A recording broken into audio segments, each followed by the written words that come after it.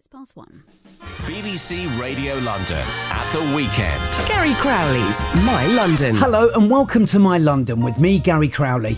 And on this programme, we're meeting Londoners and asking them about what it is that connects them to this exciting city of ours. And they're choosing the music. And we'll be hearing the stories behind those songs. And joining me for the next hour are singer-songwriters Melanie Blatt and Shaznay Lewis from All Saints. Welcome. Hello. It's good to see you both. Thank you. I mean, North London girls, but Shaznay, you're still in North London, aren't you?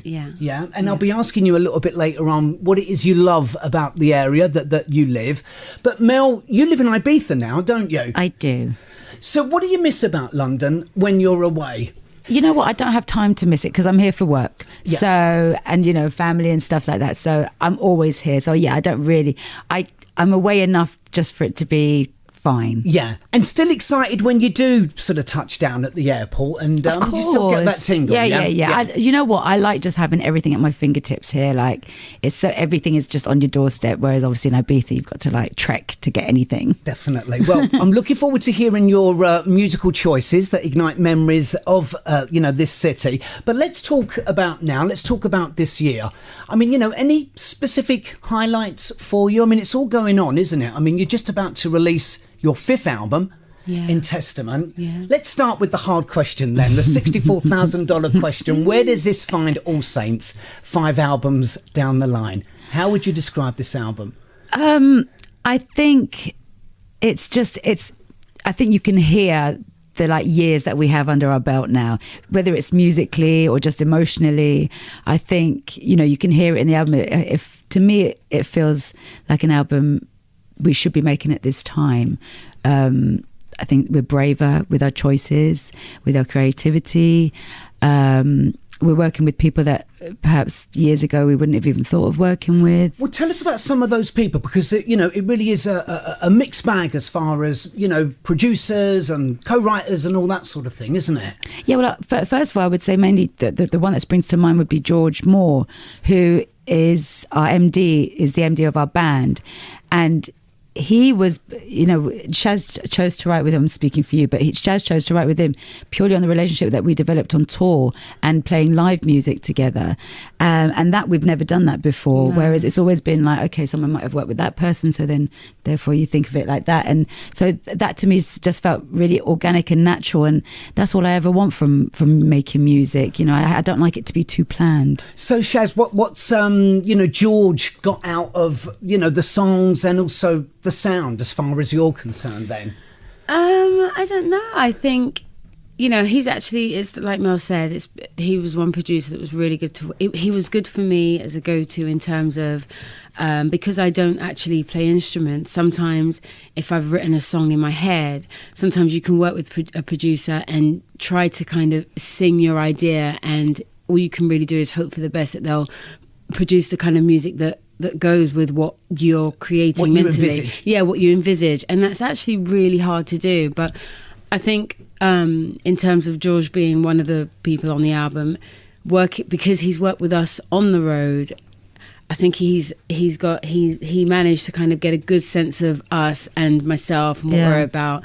So being able to just kind of go in with a melody idea and him be able to play the music exactly how I initially heard it. I've never been able to do that before. So we managed to do, on this album is the first time that I was able to kind of create quite a few songs that way around, as opposed to sitting down and listening to tracks and waiting for somebody to play the music to me first and then hopefully get it right. Yeah.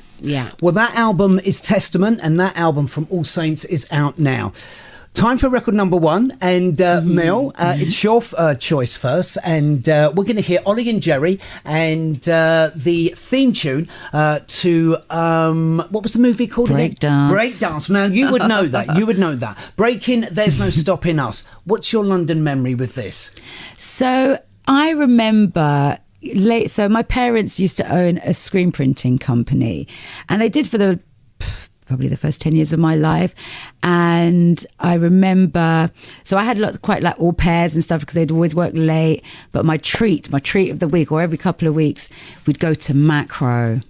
And I'd remember late night in the car, and then we'd go to Macro, and there'd always be like a vinyl section basically, and I'd always get a treat of buying a record, and that was one of my favourites that I played over and over and over again. I'm just obsessed with it, and it just reminds me of dancing in my bedroom, trying to break dance badly. It is My London on BBC Radio London, and Melanie and Shaznay from All Saints are my very special guests, and they are choosing the music, and the music igniting memories. And there goes Ollie and Jerry, and Breaking There's No Stopping Us, and memories for Mel of growing up in North London and buying that in Macro. Yes. Is it still going? I have no idea. I have no idea as well. I know my brother was a big favourite of that place. Let's talking about London memories. Can we just give people a little bit of a taster of both of your backgrounds? Whereabouts you grew up in London, and also a little bit about your parents. I mean, Mel, you mentioned your parents, but Shaz, about your parents and their influence on you as well. Yeah. I grew up in Islington, North London. I'm from the Cali, very proud. And my mother is from Jamaica, and my dad was from Barbados. So actually growing up in my household was obviously a lot of reggae. And my mum, one of my earliest memories, and because of the kind of music that my house was surrounded by, my mum used to take me to Dalston Market every Saturday, and we would go to the reggae records store that was one of the stores in the market, and every Saturday my mum would buy records, and that's the kind of music that I grew up on. So it sounds like she was incredibly supportive towards you, because I think, you always wanted, to kind of do something music related, didn't you? Yeah, I did. I just, I remember always playing those kind of records and Bob Marley, and always singing a lot, especially with Bob Marley. There was always a lot of harmonies in his records, and so I used to just sing along and just by myself. Do you remember the first song that you ever wrote, and how old you were as well? Yeah. I want to hear about that. The title? What was the title? It was called Just My Luck. How old would you have been? Oh my goodness, I would have been around 12 possibly. Cute. And wrote this song called a love song called Just My Luck. Was it ignited by personal experience? It sounds like a prequel to Never Ever, really. It's Just My Luck. Was it ignited by personal experience? Or? No, I knew nothing at 12. So, but I remember, I don't know, I was just quite, and still am, just for goodness knows why I wrote that song. But yeah, I just remember feeling quite as emotional as a 12-year-old can feel, right? Writing a love Who would have heard it? Your mum? Your friends? No, nobody. I used to go to the top of the house and do stuff like that by myself. Right. You were writing secretly? Secretly, yeah. Mel, what about for you? Tell us about tell us about your mum and dad a little. I mean, you mentioned about them having a screen printing company. Yeah. Well, because your dad was also a writer, wasn't he? No, he's sort of done that later in life. We've always moved around. I've never felt like I had like a neighbourhood, or I didn't have like neighbourhood friends. We only ever spent like 3 or 4 years in each place, because when I was born in a squat, and then slowly, they started to make a bit of money. So then we had the West Hampton, then it was Golders Green, and then they sold everything, and we lived on a canal boat in King's Cross, literally 5 minutes from Shaz's house, not knowing, because we hadn't met yet. It's crazy, right? And then we lived in their factory for a bit, and then we moved to France because my mother's French. And then we moved back to London, and then I'd be sort of... You really were a globetrotter by the sound of things, weren't you? But I also, because North London's like, I've spent a lot of time there, but I also feel like Ladbroke Grove is kind of my area as well. I spent a lot of time in West London. That's where Shaz and I met, on All Saints Road. So yeah, I don't necessarily have a certain area, but I've got deep roots with loads of different places in London. Well, it certainly sounds like it. I mean, Shaz mentioned about going record shopping with her mum in Dalston Market. I mean, you mentioned, Macro a little bit earlier on. What else would have been those sort of, defining early memories of London for you? I remember... but with going to buy my own records with my own money, there was an R price on Golders Green. It wasn't High Street, Golders Green Road. I don't know what it was even called now. But yeah, the main road in Golders Green, I remember I even remember buying... But one of the things I used to do all the time was buy 12 inches, not because I thought they were cool, they were rumours, just because they were bigger than the little ones, but the same price. I was like, hang on a minute, I'm going to get the big one. And then... And then I remember when Tower Records first opened in Piccadilly Circus, that was like, wow. Like all these things. Yeah, I spent a lot of time in record shops. All right. Time for record number 2. And Shaznay, it's your first choice now. And we're going to hear Madonna and Borderline. Again, can't wait for the London memory that you've got with this one. Yeah, well, Borderline, that was the first, it was the album that I had bought, and my favourite song, and it was obviously my first introduction to pop music, you know, outside of the music that I was growing up around at home. And I just remember just being blown away actually by that whole Madonna era. And Borderline for me was like the first song, that and a few others, but that one where, you know, I was suddenly starting to, you know, go at school, make up dance routines and just all these other artistic ideas that started coming into my head as a child, just by being introduced to the world of pop. It is My London, and we've got Melanie and Shaznay from All Saints choosing the music, and the music igniting memories of the capital, and memories for you, Shaznay, of kind of getting into Madonna and you know, kind of seeing the possibilities really that you would go on to do. Yeah. Let's move forward a little bit then, and tell people about you two meeting, because I think I'm right in saying, was it Psalm West, the recording studio near All Saints, played a part? No, that was obviously eventually. Yeah, later on. And did Ben from Curiosity play a part? yes, he does play. He did play a part. I want to hear this story. So I was at a club with a friend of mine, and she's amazing. She's very outgoing, very bolshy. Because I was always quite shy as making music. It wasn't something I kind of screamed from the rooftops. I kind of quietly went around trying to, you know, find my way and do my thing. And we were at a club, and she went up to Ben whilst he was DJing. She said, my friend, she's a singer, yeah, and she writes songs. Would you want to work with her? And so he, after his set, he and the guy that was managing him at the time spoke to me, and they were like, so we hear you sing, we hear you write. I was like, yeah. And they invited me down to their studio in Ladbroke Grove. And that was where I went and started working with them there, and that was where I met Mel. What do you remember, Mel, about you two meeting each other for the first time? What did you think of this one? What was your initial impression? I thought she was really cool. I thought she was, and at the time I didn't really have many girlfriends. I was on my own. I was like staying in a bedsit in Stoke Newington at the time. So when we were first told, like, I can't even remember, like, I remember like we were in the same room. I think you sat on a couch with like, yeah, I think you sat behind Tamara, the desk. Yeah. And I just looking going, oh my God, these going to be my friends, amazing. That was pretty much it. And what about you, Shaznay? What did you think of Mel? I remember thinking she was really like pretty and exotic because she had really long hair. You're very voluptuous, if you don't mind me saying. And she just looked really cool. Like, you know, she looked really like good and, you know, just aesthetically gorgeous, of course. And then also she had like her voice, because this is how we kind of intertwined, was that Mel was working on her own stuff at the time, and then I started working on mine. But what we were doing was doing BVs on each other's tracks. And it was during that process that Ron, the guy that was looking after us, was like, you know, you guys, you might as well just kind of, how do you feel about working together? And so that's how we came together. But I remember Mel's voice, because especially back then, like the kind of voice that Mel had in terms of how she looked, to me, were quite different. Her voice is quite soulful.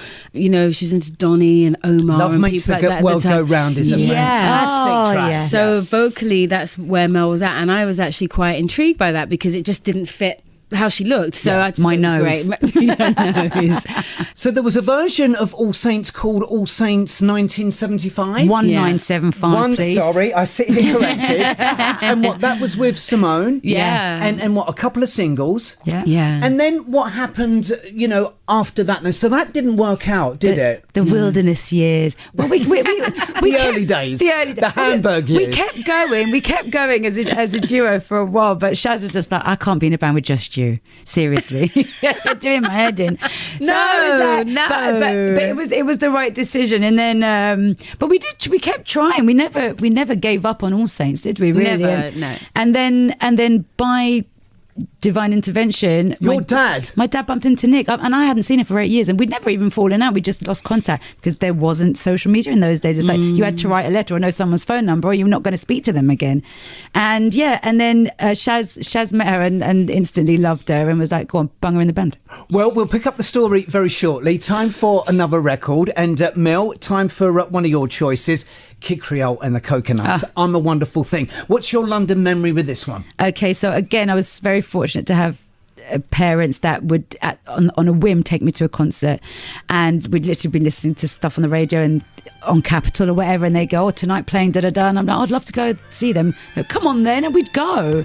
But Kid Creole and the Coconuts, my parents were a big fan, but I loved their album cover on it was like a beach kind of thing, quite with tropical. starfish, tropical. And I used to love it. And I used to play the record all the time. And we went to go and see them, and literally I had the best time. And 2 days later, we went to see them again. So I went to see them twice in the same week at the Hammersmith Apollo. This is Gary Crowley's My London. BBC Radio London.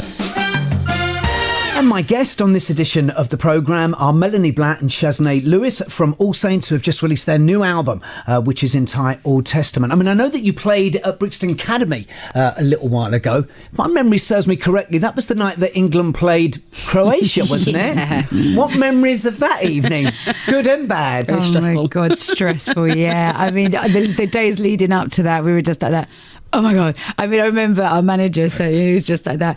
And he said, don't say anything to anyone. But he knew that it was going to be on the Wednesday, on the day of the game. I was like, oh no. But then we won on the Saturday. And then anyway, so yeah, it was like, we need a screen. We need a screen. We can't do this without a screen. And then the stress of that. Already we were stressed enough just doing the new songs, let alone how England were doing. Do. Yeah. But a good night though, memorable? Yeah, it turned out great good. Night. Yeah, because I think everyone was a bit worried, we lost. But then it was like, well, now we're going to have a concert. So it's like a good consolation prize. Let's put that over there. Party. When we spoke a little bit earlier on about Nat and Nicole coming into the picture. Was there a defining moment, kind of looking back, when, maybe, you kind of sang together for the first time in the studio or on a demo or something, where you thought, do you know what? We've got something now, and this something is All Saints. Was there a moment looking back? I don't know. I think it was more because I think, because obviously Nick came into the band and for a while that was us. We didn't even think, but Nick and Nat are so close, and Nat would always, wherever we went, Nat would, well, she's the only one that actually had a proper job as well. So after work, she would then come and join us. We'd hang out, drink together.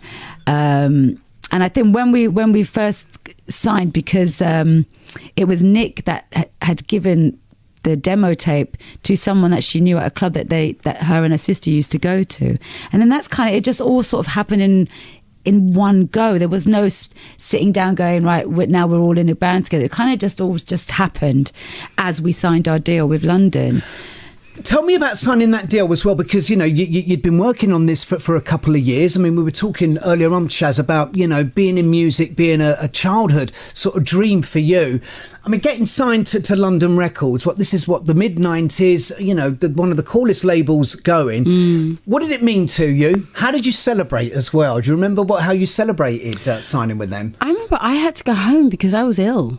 So I remember literally only coming out for the signing. There's some very funny pictures of that signing that we discovered the other day. Why are they so funny? Because I look really unhappy, and I was actually. It wasn't how you imagine signing a deal, where it's just amazing and magical. I literally came out of bed, signed that deal, and then went home.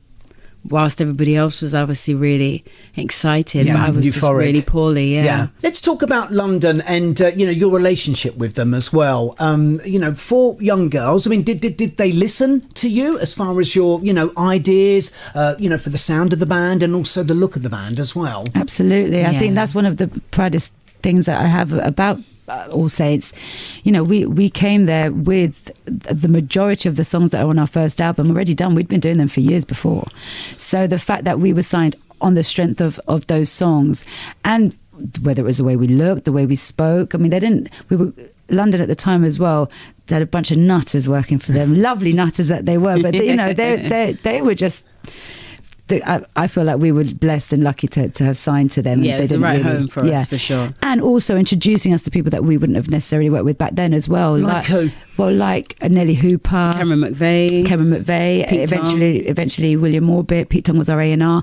You know, we didn't really know about any of that, and even though I fought it every time, it was actually the right thing, and we wouldn't have had the success or the respect I think that we have now. Time for another record, and Naughty by Nature are waiting for us, Shaz. OPP. Yeah. Haven't played this on the radio since it was first released.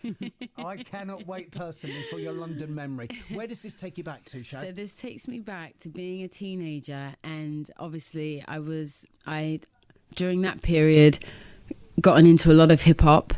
A lot of hard hip hop, actually. But what kind of clubs would you been going to? I used to go to Tim Westwood's, like down at the Arches. That was me every last Friday of the month or whatever it was. And that was great because sometimes whoever was in town would come down to Westwood's and it would just be amazing. The reason why I've chosen Naughty by Nature OPP is because I'd grown up obviously liking a lot of pop music in terms of writing and melody and the excitement that, you know, a really good pop song can bring. But then I was also into a lot of hip hop. So my time was quite split where my life was split. I'd go to Smash Hits, Poll Winners Party with one group of friends, and then I'd go to Tim Westwood's with another group of friends. And Naughty by Nature, OPP, that was one song that kind of came along and it merged the two. And I was able to, I think they performed at the Smash Hits, and I proudly was able to wear my big baggy jeans, my high-tech boots, and watch them. It was the first hip hop band where I was able to kind of enjoy from both worlds. And be out about it. And be out and proud about it. Naughty by Nature on this edition of My London, and great to hear that one, Shaz. Terrific choice, OPP, and memories of going to clubs and Tim Westwood we were talking about, and that residency that he used to do. We were speaking about getting signed to London and them listening to you as well, but it kind of sort of hit almost right from the off. I think I'm right in saying, didn't I? With I Know Where It's At. That was the first single, wasn't it? And that got to number 4. Yeah. Were you ready? No. Well, I think we thought we were ready, but we definitely were not ready. Yeah. I mean, we were super excited. We were, putting in all the hours that God sends and going everywhere, doing everything. But yeah, I mean, the excitement of knowing it was in the charts was pretty good. We were Do you in remember Germany. hearing it on the radio for the first time? Yeah. Now, I'm always fascinated because artists always do remember the first time. So what would be your memory of hearing it? Well, luckily we were all together as well. The four of us were together. We were travelling somewhere. We were in Space Cruiser. We used to go everywhere. And on our way to probably do like a road show somewhere, and hearing it and just we pulled over, didn't we? We pulled over and screamed. Lovely. Yeah. And again, I would imagine that doing Top of the Pops for the first time is something that always stays with you as well. Yeah. So take us back to that night and what it meant to you. I mean, who else was on it as well? What do you remember? Cannot remember. No. Cannot remember that at all. I remember sort of being nervous. I remember singing live at a time when everybody was miming. It was like, well, why can't we mime? And we had to sing it live, and it sounded a little bit special. But yeah, it was just like... Yeah, it's just a weird moment in time when it's surreal, isn't it? Yeah. Really, you grew up. Well, you've just got to run with it, haven't you? I would imagine. Literally, yeah. And we did, we did. You did for the next few years. Yeah. I mean, you won Brit Awards, MTV Awards. Yeah. That initial flurry of success. What were the sort of special bits for you? I mean, are there any kind of bits that sort of stick out for whatever reason, and you think, you know what, that's why I started. That's why I got on board this train. I mean, unfortunately, there's so many things that happen so closely that it's really hard to. It does all turn into a blur. But there are two things that I'll always remember that stick out for me, and it's because it was things that we'd asked for in our dreams, I suppose. When we parted from ZTT, and I remember Mel was staying at my house one night, and we were sort of laid in bed and going, oh, wouldn't it be amazing if we could this, and wouldn't it be amazing if we could that? And two of those dreams were one, appearing on Top of the Pops, and two, going to Japan. And so they are two of the moments that really I can remember those points in time. Like, I remember being in Japan and remembering wishing to be there and taking it all in and just thinking it was, one of the most amazing countries I've ever been to, and the fact that we'd actually achieved going there. And what about for you, Mel? I mean, when you kind of sort of think back to that, success, the madness about it, what are the special memories that, stay with you to this day? I mean, the special memories, unfortunately, and being completely honest with you, I think we didn't really know what was coming. And I think once we started on that train, there were lots and lots of things, especially for Shaz and I, that didn't sit well with us. And whether it was just sort of, having to do stuff that we didn't really want to do, but, it would help the record, whatever, whether it was musically being challenged, even though we know now it was the right thing to do, it's always, at the time, a lot of it felt like a battle. And so for me, the big successes that we had aren't the things that give me the most pleasure, because I just remember sort of the negative side to it. The things that give me the most pleasure is just laughing, in jokes, terrorizing tour managers and chucking mattresses in lifts and like flirting with boy bands. Like, those are the things that I remember. All right, okay. Listen, time for another track, and it's back to you, Mel. UK Apache and Shy FX and Original Nutter. London memory with this one. Well, this for me is Carnival. This is me and Shaz at Carnival. I think it was like 93, 94. And my mind was just blown. I'd never been to Carnival before. I'd never had a bunch of girlfriends before. And we were at the Rampage stage, and they rewound this about 15 times. It was just like the song of Carnival that year. And me and Shaz were massive jungle heads, and we'd go, and at the time we didn't even drink, we were that pure. And we'd be doing like PAs up and down the country, like 2 or 3 in a night, coming back about 3 or 4 in the morning and going straight to a jungle rave with a bottle of water and just dancing.